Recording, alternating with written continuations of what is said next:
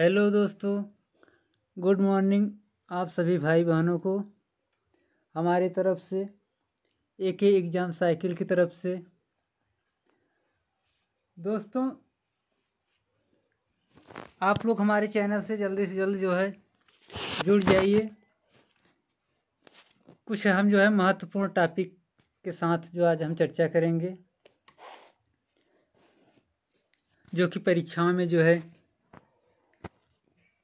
आज की परीक्षाओं में पूछे जाने का संभावना बहुत ज़्यादा बना रहता है। किसी भी सब्जेक्ट से अगर देखा जाए तो महत्वपूर्ण क्वेश्चनों को जो है हम एक एक करके वीडियो के माध्यम से हम आप लोगों के पास प्रोवाइड करते चले जा रहे हैं दोस्त। तो बस आप लोग जो है इस वीडियो को ज़्यादा से ज़्यादा शेयर कर दीजिए, जिससे हमारे भाई बहन जो नहीं जुड़े हैं इस चैनल के साथ जुड़ जाएं और हम अपना जो है टॉपिक स्टार्ट कर सकें। तो दोस्तों, हमारा जो टॉपिक है हम ऐसे नहीं बताएंगे, हम सीधे जो है डायरेक्ट स्क्रीन पे आ रहे हैं अपने टॉपिक के साथ, जिससे कि आप लोग खुद पहचान सकें कि किस सब्जेक्ट से यह टॉपिक लिया गया है। थोड़ा आप लोग भी जो है माइंड को जो है एकत्रित करिए। तो दोस्तों चलो एक बार ज़्यादा से ज़्यादा जो है जल्द से जल्द शेयर कर दीजिए और हम अपने टॉपिक को जो है स्टार्ट कर रहे हैं।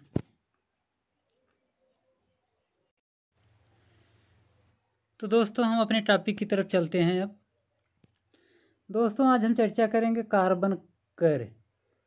जो कार्बन कर है, जो प्रदूषण कार्बन होता है, वो कार्बन कर, उसके बारे में हम चर्चा करते हैं।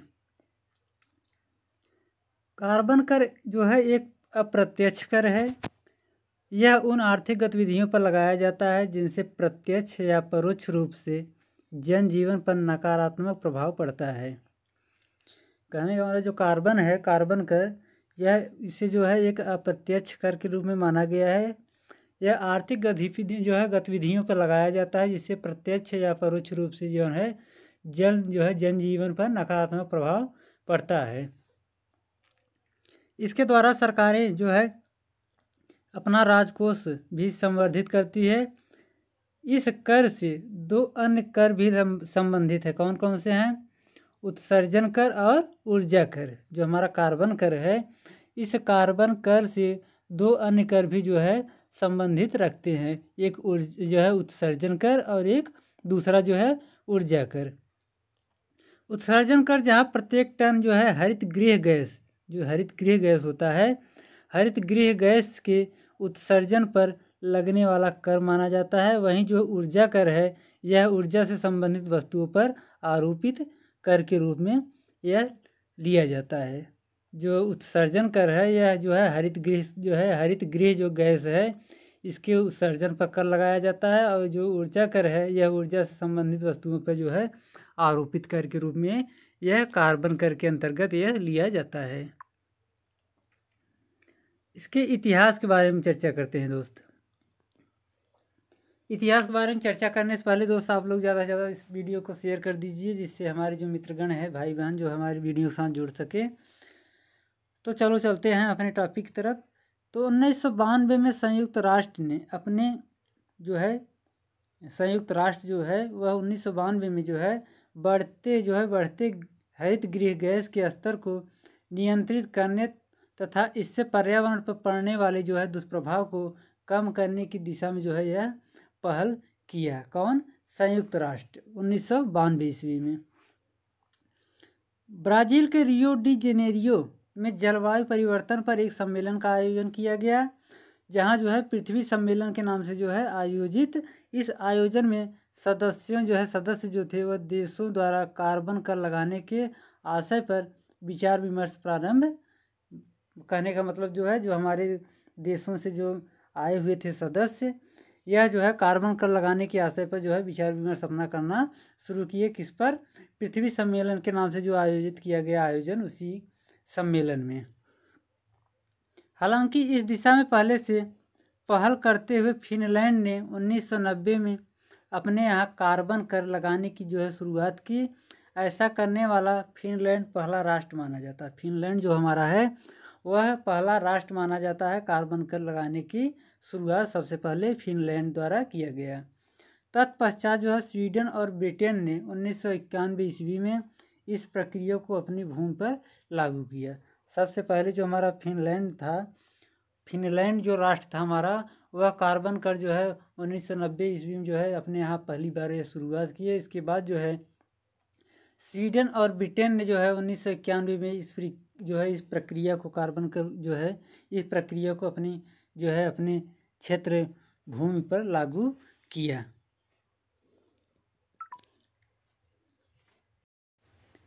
भारत में कार्बन कर, हमारे इंडिया में जो कार्बन कर है, भारत में 1 जुलाई 2010 से कार्बन कर को लागू कर दिया गया था। हमारा जो है भारत देश जो है, इस देश में कार्बन कर जो है 1 जुलाई 2010 से लागू किया गया। मतलब करने का जो उद्देश्य था वो तो बहुत पहले से लिया गया था। 1990 ईस्वी में जो है पहले फिनलैंड राष्ट्र के लोग किए थे। इसके बाद जो है धीरे धीरे विकसित देशों में जो फैलता गया कार्बन कर। तो जो कार्बन कर था हमारे भारत में जो है 1 जुलाई 2010 से लागू किया गया कार्बन कर को। वर्तमान मानक के अनुसार प्रति मीट्रिक टन कार्बन डाइऑक्साइड उत्सर्जन पर 50 रुपये कर जो है स्वरूप संबंधित कंपनियों को अदा करना पड़ता है। भारत कार्बन कर को स्वविवेक, पहल प्रक्रिया और पर्यावरण द्वारा राष्ट्रीय कार्य योजना के क्रियान्वयन हेतु दायित्व बोध से प्रेरित होकर कर रहा है। भारत में कार्बन कर की पर्यावरण परिवर्तन की आड़ में बाध्यकारी संहिता बनाने की विकसित राष्ट्रों की मंशा का विरोध किया है। कहने का मतलब जो है, जो भारत में बड़े बड़े कल कारखाने जहाँ हैं, जहाँ से कार्बन उत्सर्जन ज़्यादा होता है, वहाँ पे जो है 50 रुपये जो है प्रति मीट्रिक टन कार्बन डाइऑक्साइड उत्सर्जन पर जो है 50 रुपये कर के रूप में वहाँ पे कंपनियों को जो है यह सरकार को जो है अदा करना पड़ता है। इस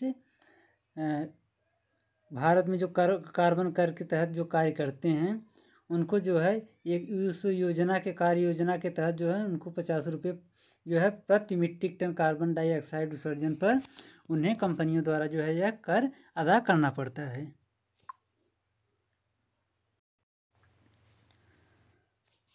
पर्यावरण पर्यटक, पर्यावरण पर्यटक का है दोस्तों, इसे देखते हैं। पर्यावरण पर्यटक जो है, पर्यावरण प्रेमी पर्यटक वे पर्यटक होते हैं जो अपनी यात्राओं के दौरान कुछ बातों का ध्यान रखकर पर्यावरण को जो है बचाने में अपना सहयोग देते हैं। पर्यावरण पर्यटक जो होते हैं वह जो है अपनी यात्राओं के दौरान जो है कुछ बातों को ध्यान में रखकर जो है पर्यावरण को बचाने में अपना जो है सहयोग जो है मदद करते हैं। इस प्रकार के पर्यटन को जो है ही इको टूरिज्म क्या कहते हैं, इसे यूको टूरिज्म कहते हैं। इस प्रकार के पर्यटन को पर्यावरण पर बढ़ते जो है दुष्प्रभावों को देखते हुए सभी देशों में पर्यावरण प्रेमी जो है जीवन शैली अपनाए जाने पर जोर दिया जा रहा है। ऐसी जीवन शैली जो है जो घर तक ही सीमित न हो, लोग अपने व्यवसाय और नौकरी के काम में जो है अथवा मौज मस्ती के लिए कहीं बाहर घूमने जा रहे हों तो भी इको ट्रैवलर बनकर जाएं। यह ध्यान योग्य है कि यात्रा के दौरान गतिविधियां जो है कार्बन फुटप्रिंट को कम करने में सहायक हो। इसके लिए जो है सबसे आवश्यक होगा कि अपनी गतिविधियों पर नियंत्रण रखना और पर्यावरण प्रेमी बातें अपनाने में आगे रहना। यह जो है हमारा पर्यावरण पर्यटक जो है पर्यावरण प्रेमी जो हैं, यह उन द्वारा जो है पर्यावरण को सुरक्षा करने में जो है मददगार साबित होता है।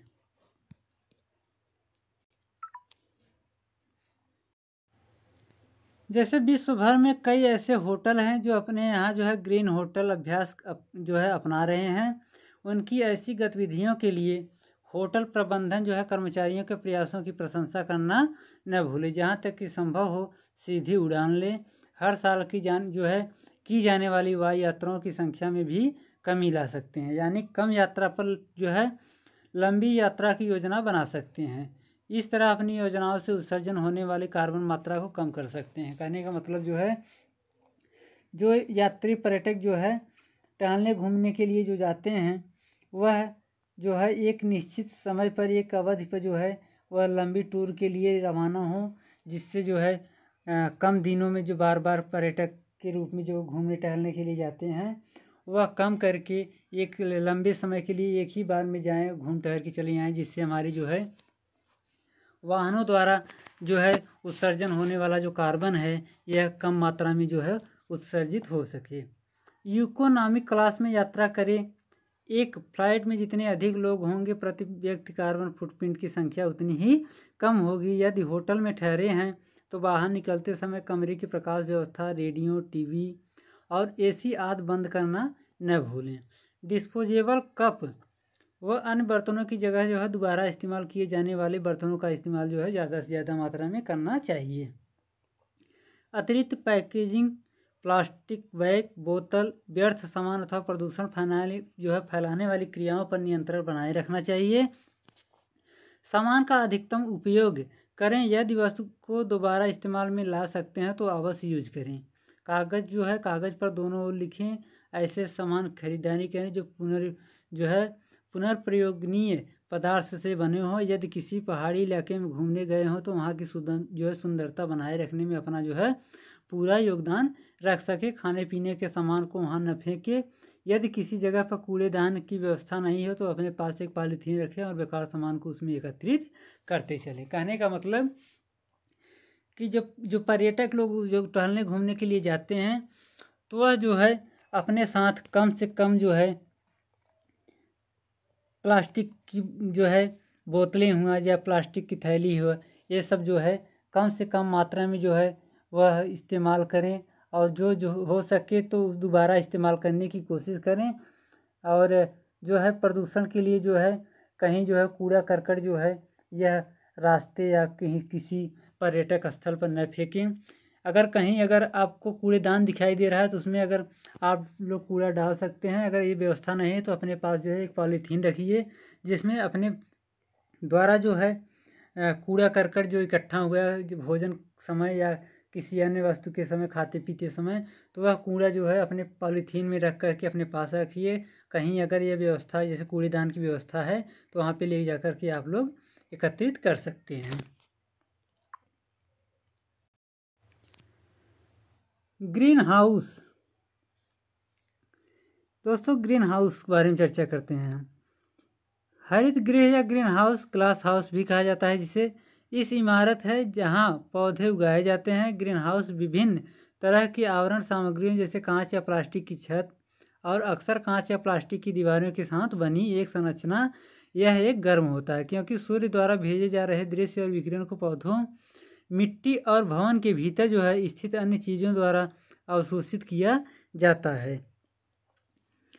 कांच इस विकिरण के लिए जो है पारदर्शी। ग्रीनहाउस के भीतर गर्म संरचना और पौधों इस ऊर्जा को फिर से अवरक्त में विकिरण करते हैं जिससे कांच आंशिक रूप से अपारदर्शी हो जाता है और ऊर्जा ग्रीनहाउस के भीतर कैद हो जाती है। कहने का मतलब जो हमारा हरित गृह है, जो ग्रीनहाउस जो है, यह जो है वहाँ पे जो है प्लास्टिक की दीवारें या जो है कांच की दीवारें बना करके उसमें जो है पौधे या जो है वहाँ पे पौधे, मिट्टी जो है भवन के अंदर ही वहाँ पे उपयोग किया जाता है, लगाया जाता है।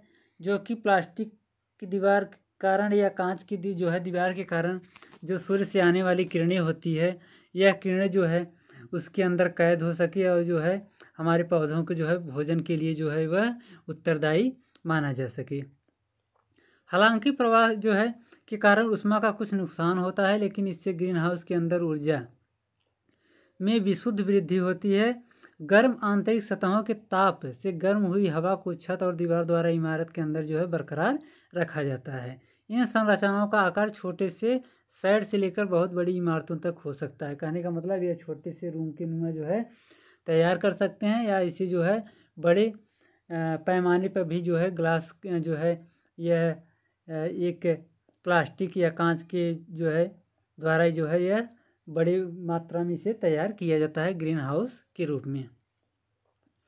ग्रीन हाउस को कांच के ग्रीन हाउस और प्लास्टिक ग्रीन हाउस के रूप में विभाजित किया जा सकता है। प्लास्टिक में ज़्यादातर जो है जो फिल्म होती है, जो ब्लैक फिल्म होती है, या पीसी या PMMA की कई दीवारें जो है वाली जो चादरें प्रयुक्त की जाती है। कांच के व्यावसायिक ग्रीन हाउस में अक्सर जो है सब्जियाँ, फूलों के लिए उच्च तकनीक वाले जो है उत्पादन सुविधाएं होती है।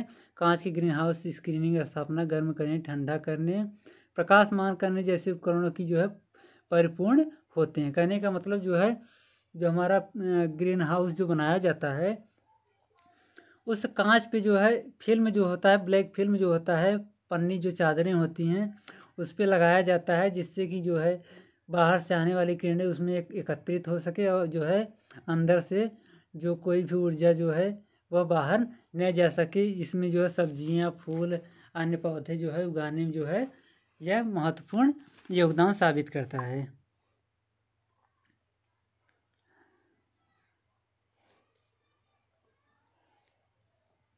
यहाँ पे जैसे देखा गया है कि पौधा जो है इसके अंदर की ज़मीन दोनों को गर्म करता है। यहाँ ज़मीन पास की हवा को गर्म करता है।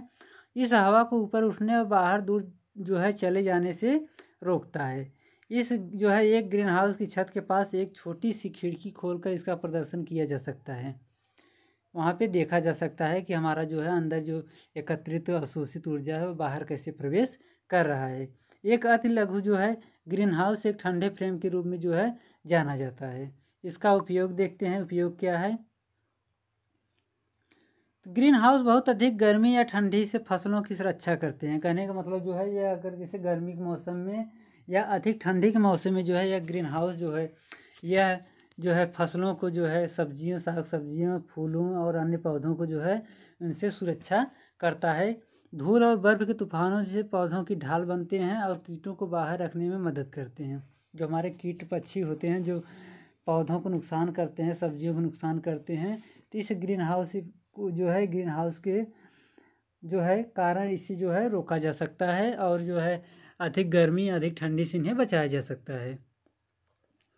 पर्यावरण में खाद्य उत्पादन की हालत में सुधार होता है, चूँकि ग्रीन हाउस कुछ फसलों को जो है वर्ष भर उगाने की अनुमति देता है। इसलिए ग्रीन हाउस जो है उच्च अक्षांश पर स्थित देशों में खाद्य आपूर्ति के मामले में तेज़ी से महत्वपूर्ण होते जा रहे हैं। दुनिया के सबसे बड़े ग्रीन हाउस परिसरों में से एक स्पेन है। स्पेन जो ऐसा है देश की जो है ग्रीन हाउस परिसर में सबसे बड़ा एक देश माना जाता है। अल्मेरिया का ग्रीन हाउस है जहाँ ग्रीन हाउस लगभग सबको ढके हुए होते हैं। 50,000 एकड़ 200 किलोमीटर स्क्वायर, कभी कभी इन्हें प्लास्टिक का समुद्र कहा जाता है। ग्रीन हाउसों का उपयोग अक्सर फूल, सब्जियां, फल और तंबाकू के पौधे उगाने में होता है। अधिकांश ग्रीन हाउस जो है पराग सेचन में जो है परागकरण के लिए भौरों को पसंद किया जाता है। हालांकि कृत्रिम परागण के साथ साथ मधुमक्खी की जो है अन्य प्रजातियों का भी इसमें उपयोग किया जाता है। जो ग्रीन हाउस होता है इसमें हाइड्रोपोनिक्स जो कि जल संवर्धी विधि जिसे कहते हैं का इस्तेमाल किया जाता है। आंतरिक स्थान का ज़्यादा से ज़्यादा उपयोग हो सके। सर्दियों के अंत और बसंत ऋतु के प्रारंभ में जो है ग्रीन हाउस को जो है तंबाकू के अलावा कई सब्जियों और फूलों को उगाया जाता है। फिर मौसम के गर्म होने के बाद बाहर प्रतिरोपित किया जाता है। आमतौर पर रोपाई के समय जो है पौधे जो है लगाने वालों को किसान बाजार में छोटे पौधे उपलब्ध होते हैं। जैसे इसमें टमाटर हुआ, कई किस्म के टमाटर आमतौर पे जो है वाणिज्यिक उत्पादन के जो है लिए किया जाता है। कहने का मतलब जो है हमारे ग्रीन हाउस जो है ग्रीन हाउस के अंदर जो है हमारे तमाम प्रकार के जो है पौधे उगाए जाते हैं जो कि उस ठंडे वातावरण में उसको उगाया जाता है एक टेम्परेचर नियंत्रित करके। उसके बाद जब मौसम का परिवर्तन होता है, जब सीजन आ जाता है लगाने के लिए, तो उसे जो है उस अंदर से जो है वो बाज़ारों में बेचा जाता है जो कि बाहर के वातावरण में वह उपयोग हो सके। इसमें जैसे टमाटर हुआ, बैगन हुआ और कुछ गोभी, अन्य जैसे पौधे हैं जो कि इसका जो है बीज वहाँ पे रोपण किया जाता है। इसके बाद जो है इसके मौसम को देखते हुए इसे जो है बाज़ारों में इसे जो है लाया जाता है, जिसके अनुसार जो है किसान अपने खेतों में ले जाकर के इसे रोपित करते हैं। आउटडोर उत्पादन की तुलना में ग्रीन हाउस के बाद जो है ग्रीन हाउस के बंद वातावरण की अपनी अनूठी आवश्यकताएं होती हैं। कीटों और रोगों तथा गर्मी और आर्द्रता की चरम सीमाओं को यह नियंत्रित करता है। यह जो ग्रीन हाउस है, ग्रीन हाउस जो है कांच की बनी दीवारों से जो है प्लास्टिक की दीवारों से जो ढकी होती है, इसमें जो है कीटें, अन्य रोग जो है या गर्मी की आर्द्रता की जो है सीमाओं को यह नियंत्रित करता है। पानी प्रदान करने के लिए जो है सिंचाई आवश्यक है। गर्मी और प्रकाश की महत्वपूर्ण आगत की आवश्यकता हो सकती है, खासकर जब गर्म मौसम में उगने वाली सब्जियों को सर्दियों में उगाना हो। ग्रीन हाउस के तापमान और नमी की लगातार निगरानी होनी चाहिए ताकि सर्कुलर स्थिति को सुनिश्चित किया जा सके। इसके लिए दूर से आंकड़े एकत्रित करने के लिए वायरलेस सेंसर नेटवर्क का उपयोग किया जाता है। जैसे जो गर्मियों में फसलें उगाई जाती है, सब्जियां, साग सब्जियाँ जो गर्मियों के मौसम में जो उगाया जाता है, तो ठंडियों के मौसम में आने से जो है उस समय की जो सब्जियां होती हैं वह ख़त्म हो जाती है। गर्मियों के मौसम की जो सब्जियां हैं ख़त्म हो जाती है। तो इस ग्रीन हाउस में जो है गर्मी वाले मौसम को जो है इसमें टेम्परेचर को नियंत्रित करके, मौसम गर्म रख करके उसमें टेम्परेचर को जो है एक मानक पे नियंत्रित करके इसमें जो है गर्मी वाली जो सब्जियां होती हैं यह इसमें उगाया जाता है। कब? ठंडियों और बरसात के मौसमों में, जिससे कि हमारे जो है मार्केट में जो है खाद्य पदार्थ के रूप में जो है यह मुख्य रूप से जो है यह उपयोगी के लिए जो है यह साधन मिल सके। इसके इतिहास के बारे में चर्चा करते हैं। पर्यावरण की दृष्टि से नियंत्रित जो है क्षेत्रों में पौधे उगाने का विचार जो है वह रोमन काल से ही अस्तित्व में यह लाया गया है। रोमन जो है सम्राट जो है टाइबेरियस ककड़ी की तरह दिखने वाली एक सब्जी रोज खाते थे। रोमन किसान साल में जो है हर दिन उनकी जो है मेज पर उसकी उपलब्धता के लिए जो है उसे कृत्रिम तरीके, कहने का मतलब ग्रीन हाउस प्रणाली के सामान से इन्हें उगाया जाता था। ककड़ी के पौधे एक जो है परिहेदार जो है वाहन में रोपे जाते थे, जिन्हें रोज धूप में रखा जाता था और फिर रात में उसे घर में रखने के लिए भी भीतर लाया जाता था। प्लिनी द एल्डर के वर्णन के मुताबिक ककड़ियों को ढांचों और ककड़ियों जो है घरों, जिन्हें स्पेकुलरिया नाम के तेल से सने कपड़ों का सेलेलाइट जो है AKS लैपिस स्पेकुलरिस के नाम से जो है यह चादरों से चमकाया जाता था। जो है यह रोमन के लोग जो है सबसे पहले यह जो है ग्रीन हाउस का जो है यह प्रयोग जो है करते चले आए हैं। पहला आधुनिक ग्रीन हाउस जो है वह 13वीं शताब्दी में इटली में अन्वेषकों द्वारा जो है उष्णकटिबंधीय इलाकों में यह लाया गया था। इसके बाद जो है पौधों को जो है रखने के लिए बनाया गया मूलतः जो है गियार्डिनी बोटानिकी, जो वनस्पति उद्यान जिसे कहते हैं गियार्डिनी बोटानिकी कहा जाता था। पौधों के साथ साथ ग्रीन हाउसों की अवधारणा जल्द ही नीदरलैंड और फिर इंग्लैंड तक यह फैल गया। इनमें कुछ प्रारंभिक प्रयासों में जो है रात में बंद करने और ठंड प्रदान करने में जो है भारी श्रम लगता था। इन शुरुआती ग्रीन हाउस में पर्याप्त और संतुलित गर्मी प्रदान करने के लेकर जो है यह गंभीर समस्याएं जो है उत्पन्न हुई। आज नीदरलैंड में जो दुनिया के सबसे बड़े ग्रीन हाउस और उससे कुछ इतने विशाल हैं कि वह हर साल लाखों मात्रा में जो है सब्जियों का उत्पादन कर सकता है। कौन? नीदरलैंड। नीदरलैंड जो हमारा दुनिया के सबसे बड़ा ग्रीन हाउस के यह एक इफेक्ट माना जाता है।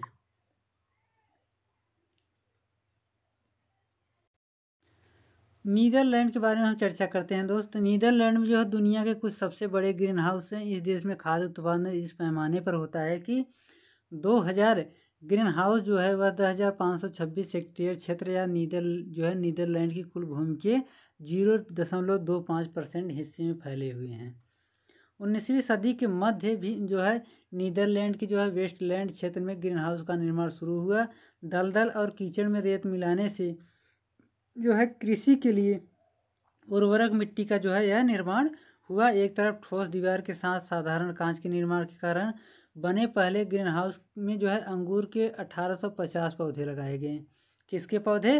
अंगूर के पौधे जो है 1850 पौधे जो है वह जो है ग्रीन हाउस में पहली बार लगाया गया। कांच के लगभग 1900 ग्रीन हाउसों का निर्माण शुरू हुआ और उनका गर्म होना शुरू हुआ।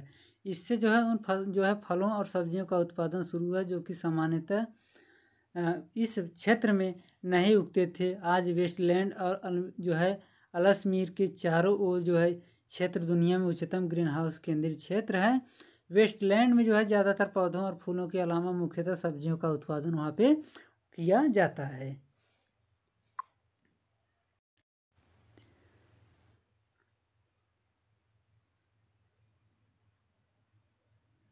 नीदरलैंड में 9,000 के आसपास ग्रीन हाउस उद्यम जो है वह 10,000 हेक्टेयर से ज़्यादा ग्रीन हाउस को चलाते हैं। इसमें जो है लगभग जो है 150,000, कहने का मतलब 1,50,000 जो हमारा इसमें दिया गया है श्रमिकों को जो है इसमें रोजगार दिलाया गया है, जो कि कुशलतापूर्वक 4.5 अरब यूरो कीमत की सब्जियां, फल, पौधे और फूल उगा रहे हैं, जिसमें 80% जो है हिस्से का निर्यात किया जाता है। यह दूसरे देशों में जो है इसका निर्यात किया जाता है। कितना? 80% हिस्सों का। अब दोस्त हम किंकरी जो किंकरी देवी है जिसके नाम से हमारा चला है, इसके बारे में अंदर हम देखते हैं क्या है। किंकरी देवी जो है वह 4 जुलाई 1904 से 30 दिसंबर 2007, यह सन बहुत इम्पोर्टेंट है दोस्तों, पूछा जाता है किंकरी देवी के बारे में पूछा जाता है। तो यह 4 जुलाई 1904 से लेकर के 30 दिसंबर 2007 तक जो है यह हिमाचल प्रदेश में पर्यावरण संरक्षण की प्रणेता थी। कौन थी? हिमाचल प्रदेश में जो है वह पर्यावरण संरक्षण की प्रणेता माना जाती थी। हिमाचल प्रदेश के सिरमौर जिला के दूर दराज गांव में वांटो सगडाह में 4 जुलाई 1940 को जन्मी किंकरी देवी ने सिरमौर जिले के गिरिपार क्षेत्र के खदानों में जो है अवैज्ञानिक और अवैध ढंग से हो रही जो है विरुद्ध आवाज़ उठाकर पर्यावरण के प्रति लोगों को जागरूक करना है जो है किंकरी देवी ने शुरू किया। 1985 में महिलाओं और स्वयंसेवी जो है संस्थाओं के माध्यम से पर्यावरण संरक्षण की जो है लड़ाई आरंभ की और आखिरी सांस तक इसे जो है जारी रखा। किंकरी देवी का जीवन जो है घोर अभाव और गरीबी में बीता था। विरोध प्रदर्शन, भूख हड़ताल, ज्ञापनों के माध्यम से किंकरी देवी ने पर्यावरण संरक्षण के प्रति लोगों को तो जागरूक किया ही, साथ ही खनन माफियाओं को खुली चुनौती दी कि 1987 में जो है दायर जनहित याचिका पर दिसंबर 1991 में न्यायालय ने पक्ष में फैसला सुनाया। किसके? किंकरी देवी के। और 60 के लगभग खाने बंद कराया गया। जो खाने थे उसमें बंद, जो खनन विभाग के दायरे में जो आते थे वो जो है खान जिसे कहे जाते थे, जो खनन माफियों का भूमाफियों का जो था उससे जो है बंद कराया गया। इस लड़ाई के खर्च के दौरान किंकरी देवी को ओना मंगलसूत्र तक जो है वह बेचना पड़ा था। 1998 में चीन के बीजिंग में 5वें विश्व महिला सम्मेलन का शुभारंभ करने वाली कौन थी? वह किंकरी देवी को जो है 2001 में प्रधानमंत्री द्वारा स्त्री शक्ति पुरस्कार और रानी झांसी उपाधि से जो है सम्मानित किया गया। किसको? किंकरी देवी को। दिसंबर 2007 में जो है गंभीर बीमारी होने के कारण जो है किंकरी देवी को इलाज के लिए जो है PGI जो चंडीगढ़ में स्थित है वहाँ पे भर्ती कराया गया, जहाँ पर उनका जो है 30 दिसंबर 2007 को उनका निधन माना जाता है। एशियाई भूरा बादल के बारे में चर्चा करते हैं दोस्तों हम। एशियाई भूरा बादल जो है इसके बारे में चर्चा करते हैं। एशियाई भूरा बादल क्या है? तो वायु प्रदूषकों द्वारा जो है बराबर, कहने का मतलब जो बार बार बनने वाली एक विशाल बादल होता है अथवा परत जिसकी मोटाई लगभग 3000 मीटर होती है और इसका विस्तार दक्षिणी एशिया के कुछ हिस्सों तक फैला होता है, जिनमें उत्तरी हिंद महासागर, भारत और पाकिस्तान शामिल हैं। दुनिया के इस हिस्से में सर्दियों के 4 महीने लगभग न के बराबर बारिश होती है, जिसके कारण आकाश में व्यापक प्रदूषक और धूल के कण धूल नहीं पाते हैं और जो है समय के साथ इनकी सघनता बढ़ती रहती है। कभी कभी तो सूरज भी स्पष्ट नज़र नहीं आता। प्रदूषण की इस मोटी परत को दुनिया के सबसे बड़ा प्रदूषण माना जाता है। कौन? एशियाई भूरा बादल को। उपग्रह से प्राप्त तस्वीरों में यह बादल प्रतिवर्ष जनवरी से मार्च के मध्य हवा में तैरते एक विशाल भूरा धब्बे के समान दिखाई देता है। किसके समान दिखाई देता है? भूरा धब्बे के समान जो है एक विशाल जो है हवा में तैरते हुए दिखाई देता है। कब? यह प्रतिवर्ष जनवरी से मार्च के मध्य दिखाई देता है। जो दक्षिण एशिया के अधिकांश और हिंद महासागर के उत्तरी भारत को ढके रहता है। यह विभिन्न कणों एरोसॉल और जैविक सामग्री के दाहन, औद्योगिक उत्सर्जन और मोटर वाहनों द्वारा जो है उत्सर्जित गैसीय प्रदूषकों के मिश्रण से बनता है। इसका एक उल्लेखनीय उदाहरण ग्रामीण भारत और बांग्लादेश में ईंधन के रूप में यह जलाया जाने वाला जो है गोबर माना जाता है। इन कणों से बना यह कुहासा विषैला होता है और वर्षा और धूल पर यह विपरीत प्रभाव डालता है। इसके प्रभाव के चलते प्रतिवर्ष लाखों लोग अपनी जो है जान गंवा देते हैं। इसके सामने कोई दिखाई नहीं दे पाता है। कुहासा जो है कुहरे के चक्कर जो है कुहासा के चक्कर में वह आपस में जो है कि टक्कर खा जाते हैं, जिससे उनको अपना जान गंवाना पड़ जाता है। तो यह एशियाई भूरा बादल जो है यह हमारे लिए जो है यह एक जो है हानिकारक माना जाता है। तो दोस्तों इसी के साथ जो है हम वीडियो को समाप्त कर रहे हैं। इसके बाद में जो है बाद में हम जो है इस दूसरे वीडियो में हम कुछ ऐसे ही महत्वपूर्ण टॉपिकों के साथ आएंगे दोस्त। तब तक के लिए दोस्त एक बार जाते जाते इस वीडियो को ज़्यादा से ज़्यादा शेयर करते जाइए, जिससे हमारे भाई बहन जो मित्रगण जो नहीं इस वीडियो के साथ जुड़ सके हैं तो इस वीडियो को जो है उन्हें प्रोवाइड हो सकें। उसके बाद हम जो है दोस्तों नेक्स्ट वीडियो में मिलते हैं कुछ ऐसे ही अच्छे टॉपिकों के साथ।